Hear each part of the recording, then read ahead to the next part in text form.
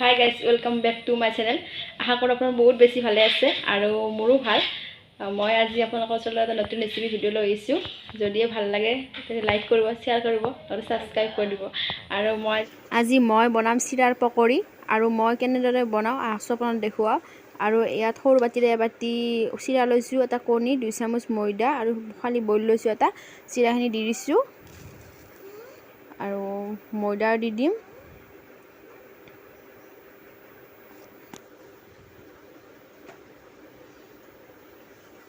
আৰু ইয়াত কণীটো দি দিছোঁ আৰু ইয়াত দিম মই 2 চামুচ চেনি। আৰু আপোনালোকে ইচ্ছা কৰিলে নিমখ দিব পাৰিব, কিন্তু মই নিমখটো দিয়া নাই। আৰু এইখিনি মই ভালদৰে মিক্স কৰি ল'ম।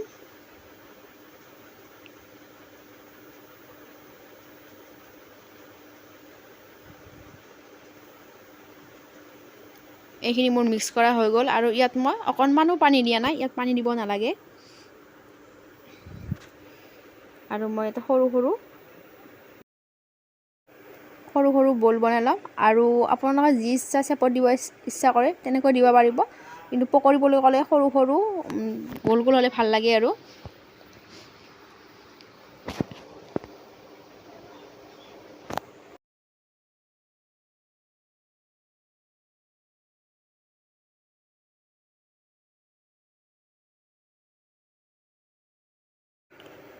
মই বহুত বেছি বনোৱা নাই, কমকৈ বনাই আপোনালোকক দেখুৱাইছোঁ।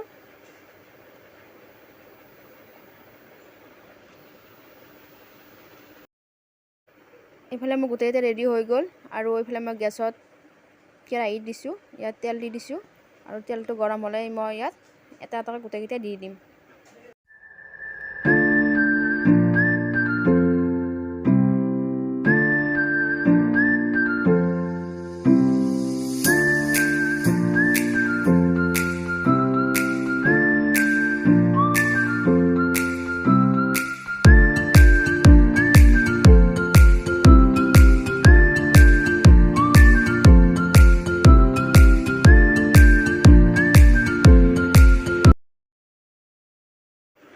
আৰু মই চামুচৰে এনেকৈ লাহে লাহে উল্টাই দিম আৰু একেবাৰে ল' ফ্লেমত ভাজিব লাগিব, যাতে ভিতৰ ফালে সিজি যায়।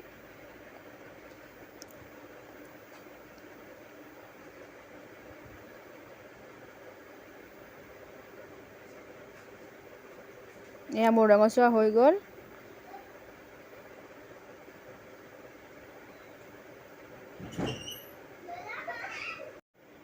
আৰু মই এতিয়া গোটেইখিনি প্লেটত ওলাই ল'ম।